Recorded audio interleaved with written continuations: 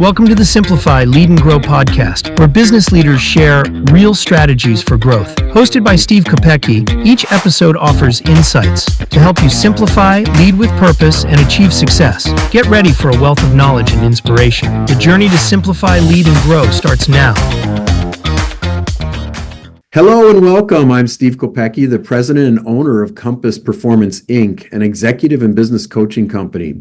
I'm also the host of the Simplify and Grow podcast. At Compass, we work with organizations, teams, entrepreneurs, as they intentionally build a work culture focused on 80-20, simplification and accelerated growth, when they build a bridge to profitability and continuous learning. Today, my guest is on the Simplify to Grow podcast is Dwayne Marks, the founder, president, and CEO of Black Orchid Research. Black Orchid solves difficult problems using data science and social studies. Myself, I'm a baseball fanatic. I love data. I'm a coach of baseball, and I'm also a practitioner of 80-20, which is very data-focused principle in business. I'm really looking forward to hearing more about the services your company offers, Dwayne. Can you tell me a little bit about your career history, as well as a summary of your business, and what inspired you to become a business owner? Go ahead, David. All right, thanks for having me on, Steve. I really appreciate it. Thank you for the introduction as well. For me, kind of taking each part of that question apart, I never really set out to be a business owner or an entrepreneur. I never either picture myself in the most traditional sense of an office job either. Honestly, I thought I was going to be a musician most of my life. So that's a different podcast. But that's important to know. What instrument was that? Yeah, so I'm a little self-taught with the piano and keyboard. I took a few guitar lessons. I like to forget about those, though. But then just some production, in the realm of hip hop and a lot of writing for other people as well, even some R&B, and then of course like performance and rapping myself. I spent some time in Atlanta, spent some time in New York following high school. Awesome. So for several years, I released 4 independent albums, even got some radio airplay. And then, what happens. You're going to have to send me a clip. I need to hear some of this. Yeah, I actually got some stuff, on YouTube still. Oh, cool. One of the most interesting things, I have a college student who was a film student at UWM years ago. Heard snippets or some of my music, and she said, "Hey, for my senior project, can I do a behind the scenes of making of your next independent album?" And so even part 1 of that quote unquote documentary, that's actually on YouTube also. Okay. Cool. That sounds interesting. I'll have to check it out. I'll check it out. So, but in regards to, Black Orchid Research, I always believed in the strength of analytics and data science and its ability to tell stories.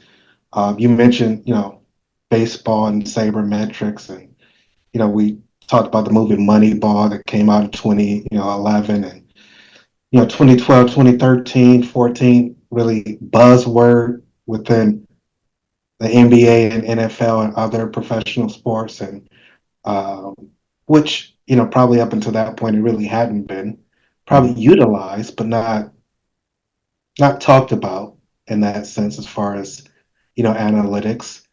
But for me, it was really kind of working in the realm of public service, initially for a State Department, doing work within the realm of child welfare and child and family well-being, and there was just so much information that the agencies had, but I felt like the decision making was very subjective and not in lieu sometimes of the information that was on hand, and that a lot of record keeping and tracking was to really fulfill contractual obligations, but I didn't really see just the elements of, okay, what could foster kind of a solid future, or what's kind of needed.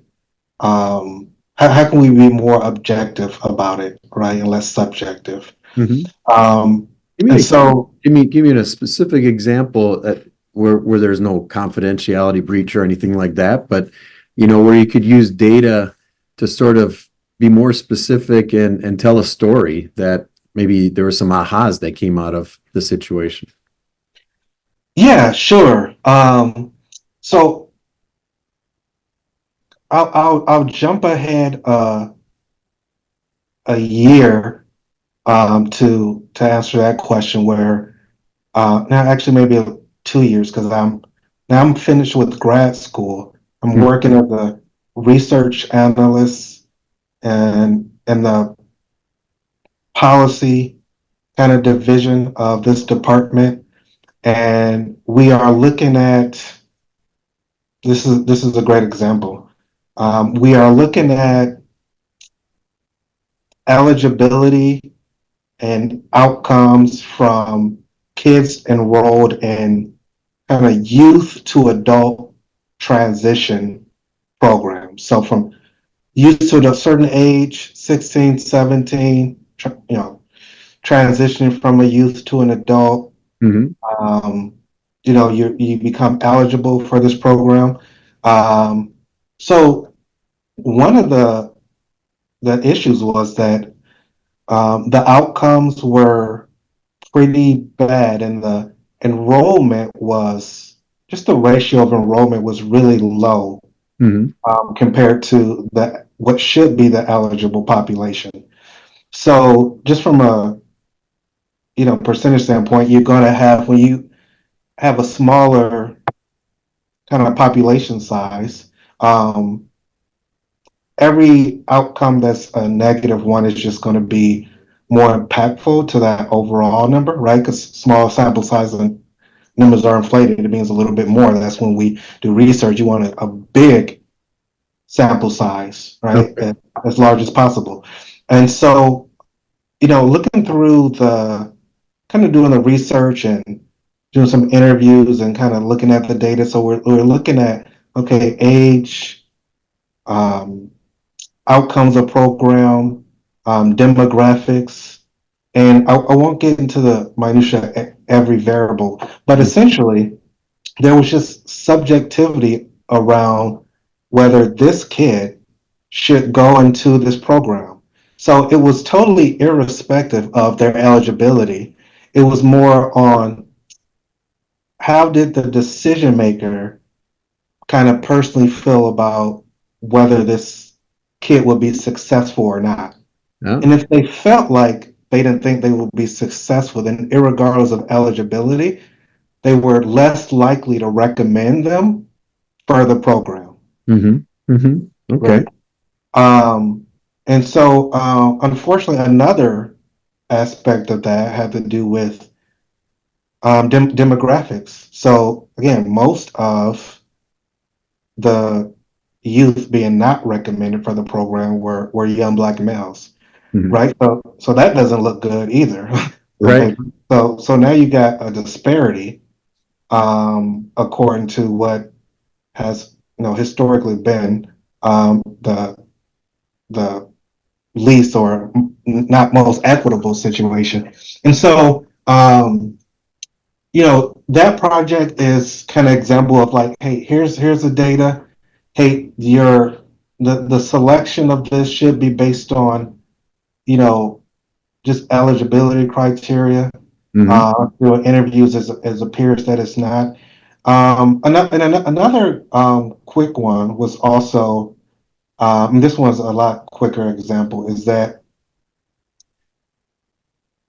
within that same industry, within child welfare, um, poverty should never be a cause, according to state statutes, never be a cause for, you know, removal or detainment or, you know, agency kind of government interference. Poverty should never be a reason. Now, neglect and abuse, they hold up. Neglect and abuse, yeah, there are state statutes for that.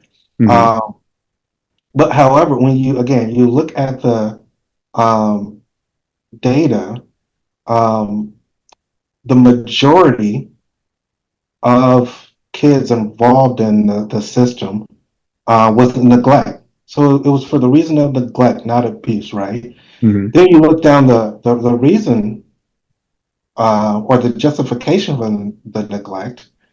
Um, it was actually kind of reasons that are more so related to, hey, the family's not doing well economically. There's job instability.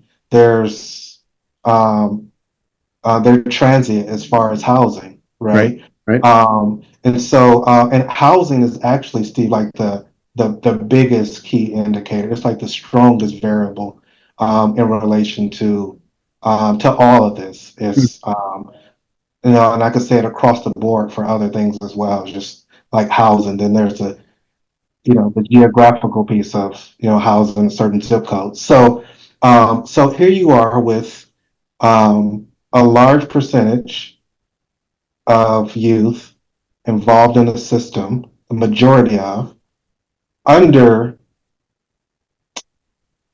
essentially under the premise of neglect, but Hmm. is actually related to reasons that are akin to poverty, which we just said that it should never be because of poverty, Right. right? And so when you see that, um, and doing work like that, it really became for me. I was intrigued by it because there's so many factors. There was laws, policy, um, population, public health stuff going on, and not only was I intrigued by it, but I just felt like um, analytics has been definitely utilized by sports and quants at Wall Street for financial gains. That's fine, and profit margins, and that's important. Hmm. But again, the application to how does as we move from data analytics even more to an advanced state of data science, and then to the business intelligence part and how it can influence some decisions, and whether it's within an agency or a law.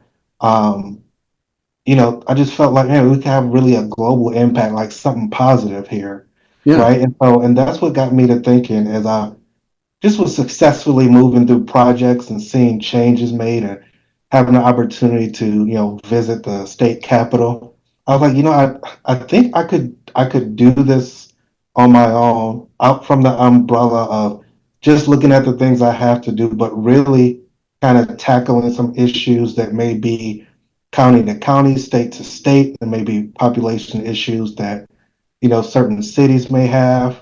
Hmm. Uh, and Hmm. then then that was kind of the seeds for what Black Orchid would come to be. And so, in its current state, it's really just three areas that we focus on Hmm.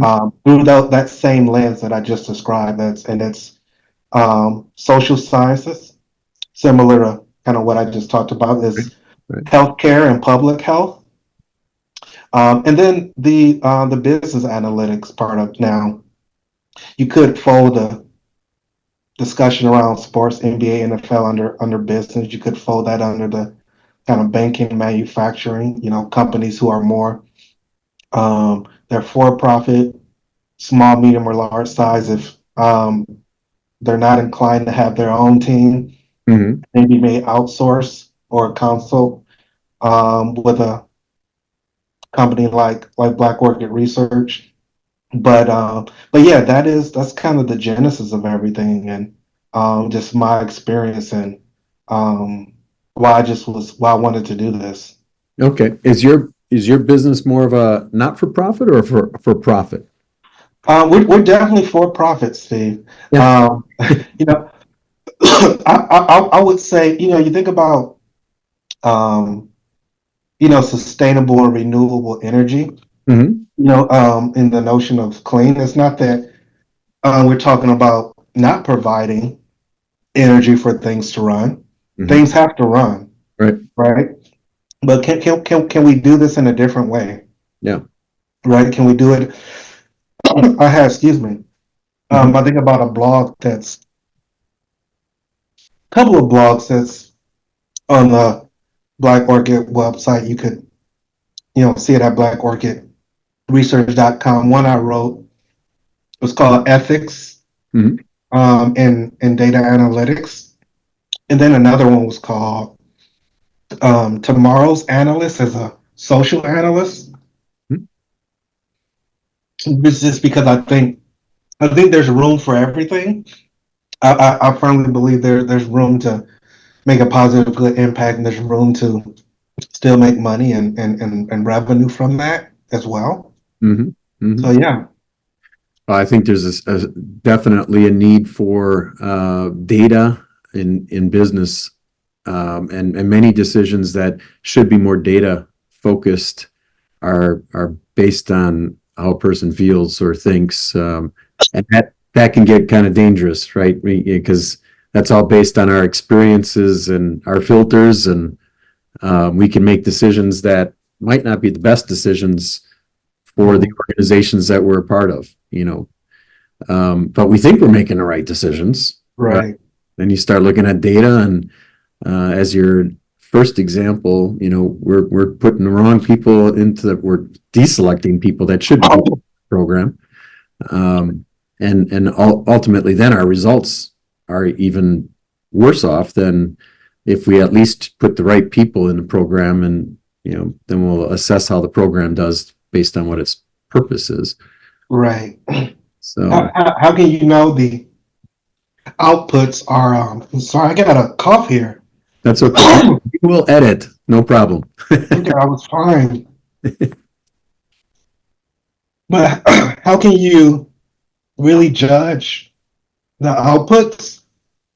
How can you really judge the output if you have manipulated so much of the input? Right. Right. And the input isn't the right input. Yeah. Mhm. Yeah.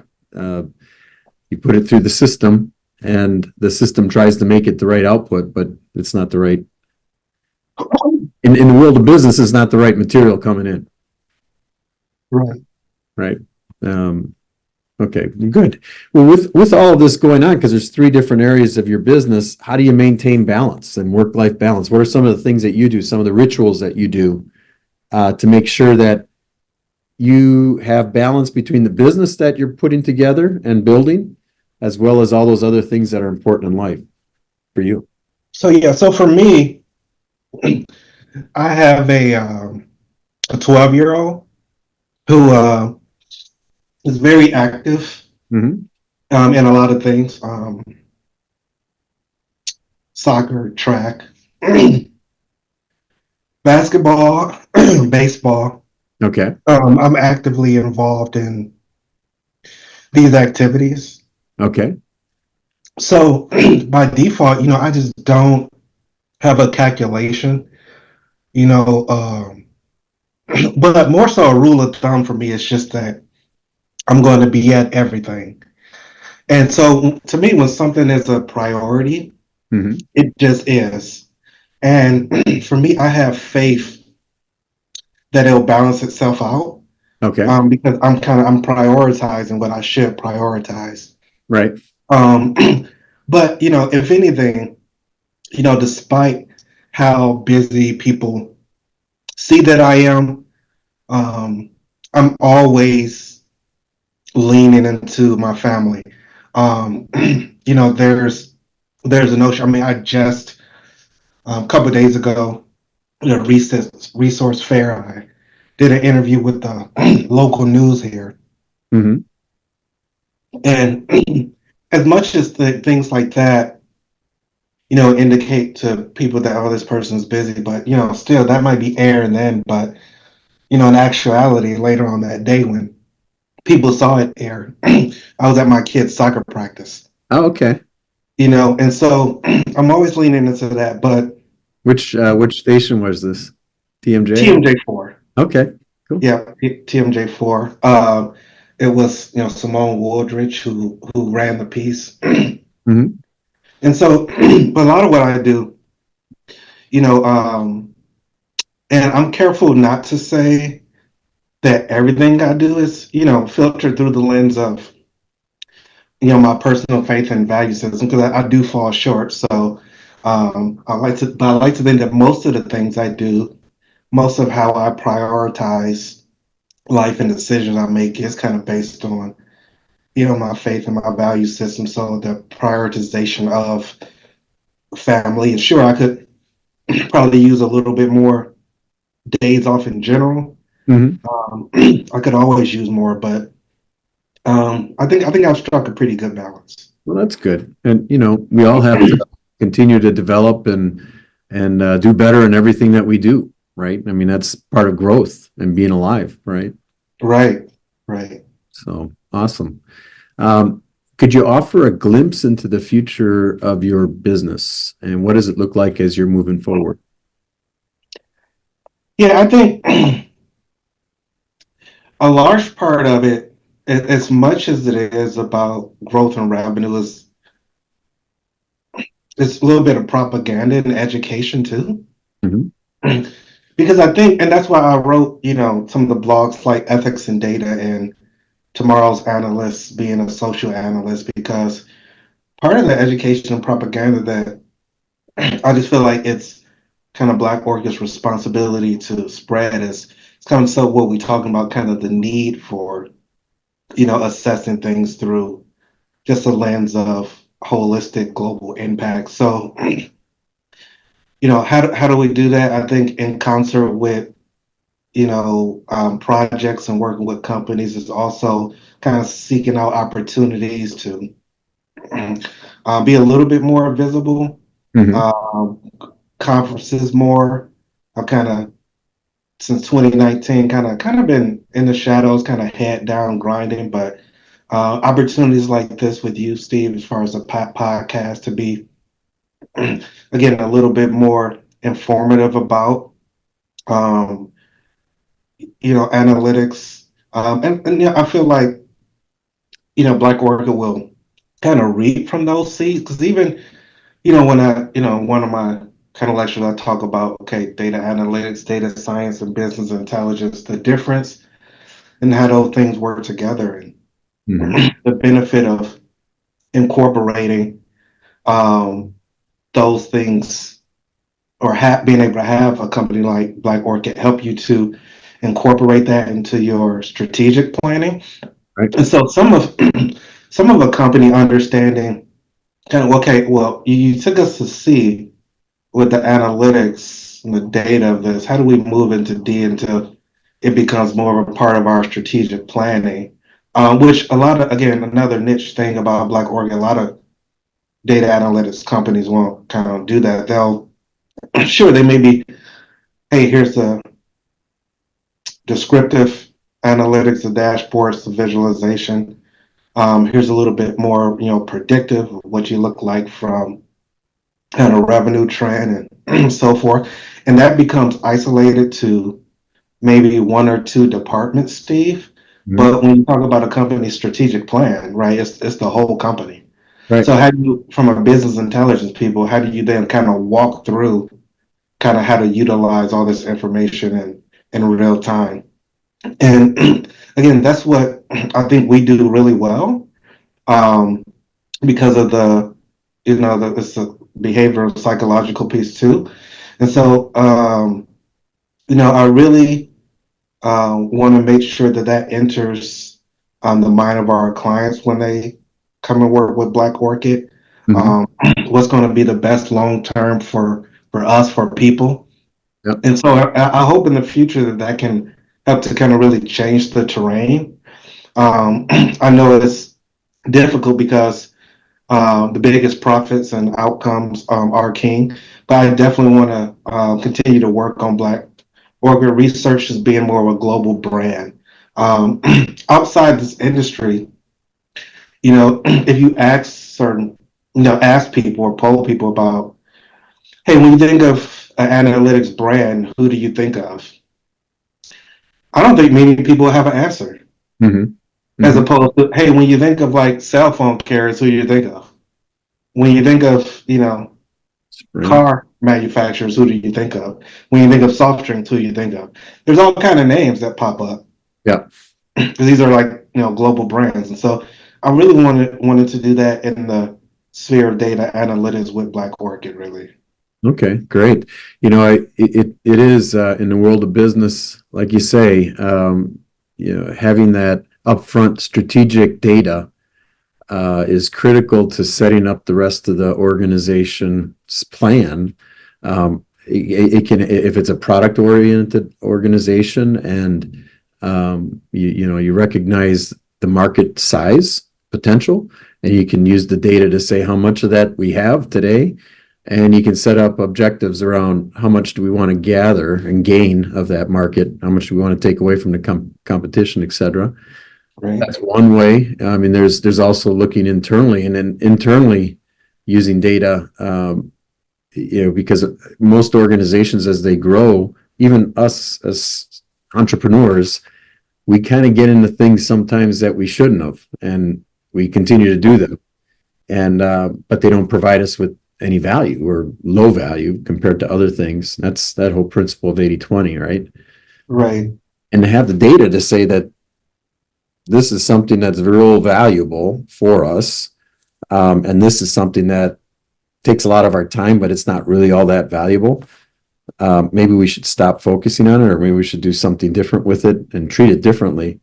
It's that whole adage of, if you looked at my garden 2 weeks ago, you would have looked at it and you would have said, Steve, you need to kind of focus on your garden a little bit, because you're trying to grow too many things, and right, let's weed it a little bit. Let's kind of put those most important, based on data, most important products out there and put a box around them, and let's treat them differently than the rest. And using data, I can see that being very helpful for an organization, because internally you also have managers that have grown up in these companies, and they have their perceptions and they have their filters, as you mentioned earlier, for certain products and certain customers, but that might not be the right products or customers for the future. And they have a hard time letting go, and then it turns into a change management process, just like trying to change society, or culture of people, and exactly. exactly the same thing. So I can definitely Yeah, see what you're talking about, and hear, really see it. yeah, and I agree. And just to piggyback off that, Steve, having had executive vice president operations duties, kind of day to day CEO like duties. I've seen that. I've seen where um, kind of managers, leaders, kind of having grown up in certain situations, are kind of accustomed to what they're accustomed to, um, but the data doesn't care, who's looking at it. In one of the blogs, I close it out with saying, "Let data be the truth and all man a liar."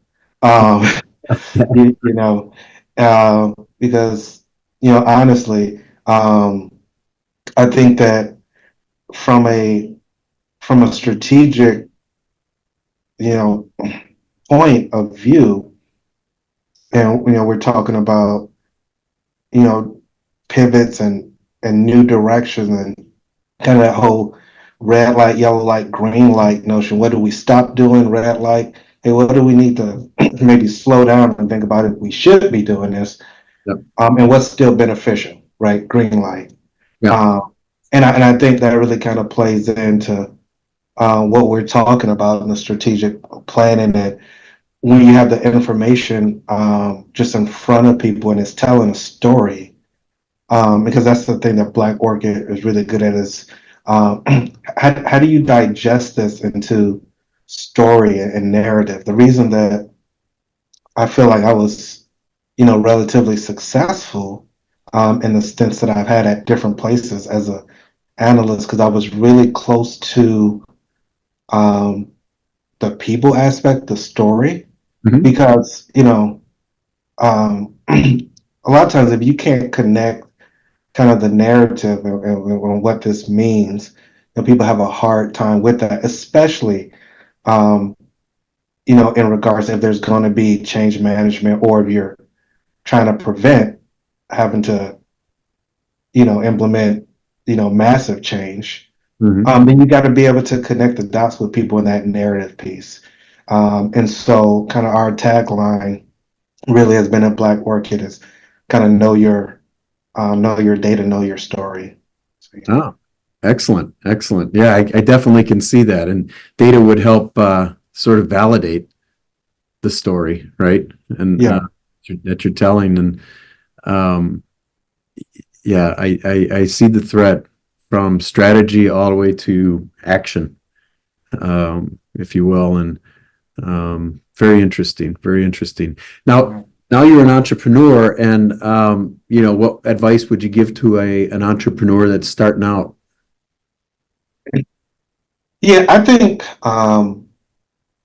one misconception about running your own business is that you, one, have to be rich to start one, or even have an idea that's never been had, right? Um, a lot of times it's about, okay, what's the innovation here? Or how can something work better? Mhm. Even if you're just, improving something, just a little bit. And so, the market does, address certain things, right? When you look at market segmentation for certain services and products, it often dictates if there's kind of room for your business. And, a lot of times, there is. And Mhm. so, but, I think it's a balance of passion, um, commitment, and then understanding what it is exactly that you want to bring to the table. What small, perhaps innovation, what thing that you think you could improve on it and do better. And for some people, as far as entrepreneurship, is that okay? I don't know if I can invent something better or improve on something better. I could manage something better.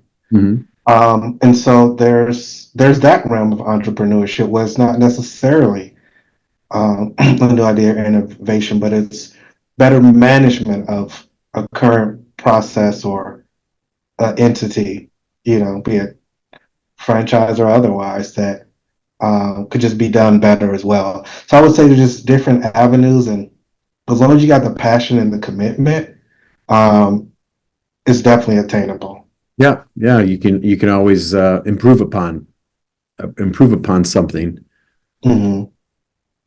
Interesting. I think what I also hear you saying is there's a piece in there about community, or make sure you surround yourself with people that believe in you.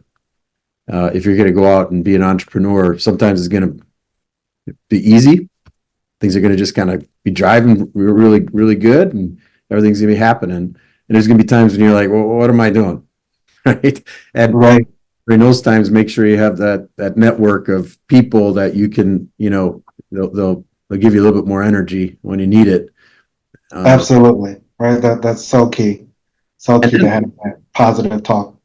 and also make sure you don't get caught up in some naysayers, because what you're probably doing is, as an entrepreneur like you, is something that's kind of new and innovative, and maybe no one understands it totally yet, but you see the value, and that's why you're an entrepreneur. You're gonna make Right. it. Yeah. Exactly. Exactly. And I think, there's benefit and pleasure in seeing seeing it work out.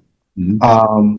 But right, nobody promised it to me that Yeah. it was kind of going to work out. But um, it came out of, and for me, I spoke to this earlier in the podcast. It was my own personal experience. It was having kind of spent a few years working on this long enough in the realm of data analytics to just see how applicable it was to everything. And I mean, that is completely changes kind of my paradigm and the way that I see things.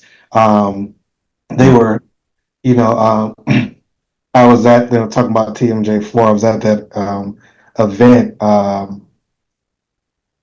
Black Male Advisory Council had an event for career resources and hiring. And so as far as the planning stages, traditionally there had just been, this sounds so irrelevant, but it was just a bee problem. To be more specific, like a wasp problem. And we actually had people who had participated in the past say that, hey, this sounds stupid, but I don't know if we're going to participate again because of this wasp problem. And so, I started researching like, their patterns and like, when are they the most aggressive? Yeah. Right. And so again, it sounds so stupid, right? And so now I deduced that, okay, if we have this event in July, we should completely eliminate this wasp problem. Again, I was almost laughed out of like our early planning meetings about this because they're like, you're really planning this around kind of like wasp activity and like pollination. So I'm like, yeah. And so anyway, we turned out we have the event.